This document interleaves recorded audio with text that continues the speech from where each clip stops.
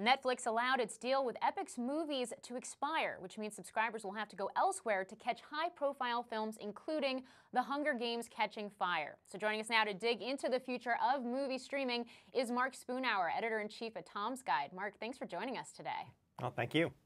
Do you think Netflix has the right idea ridding itself of Epics? I mean, without it, what does Netflix have to keep Netflix subscribers satisfied?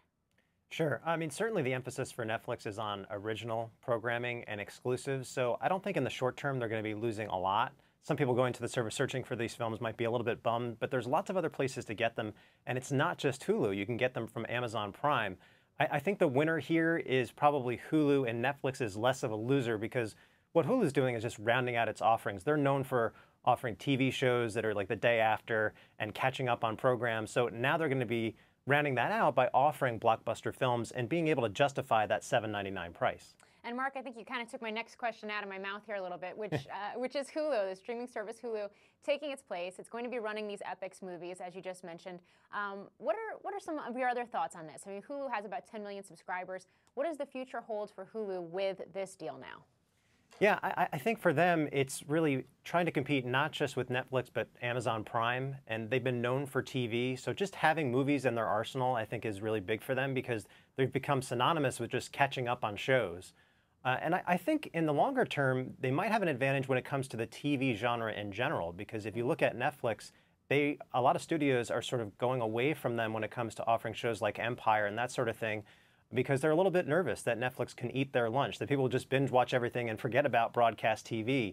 So Hulu, I think this is really good for them having these movies as an offering, but the focus on TV is not necessarily a bad thing because they could start stealing some of that share away from Netflix, because even though they only have 9 million subscribers, that's up 50% from last year. So they're on a really good path.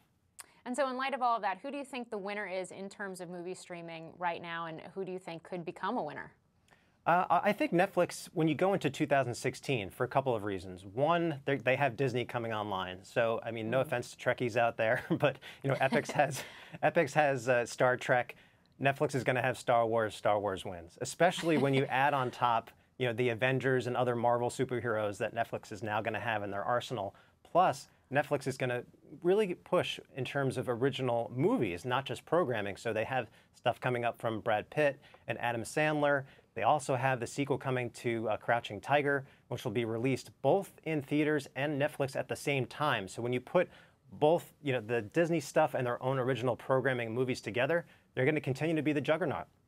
Well, I'll tell you, Star Wars and Brad Pitt, you now have my attention. Mark Spoonhour, thanks for joining us today. Thank you for watching. I'm Morgan Brennan. Have a great day. Hey YouTube fans, I'm Landon Dowdy from CNBC. Thanks so much for checking out our channel. Here you'll find videos packed with all the info that you need to be smarter about your finances.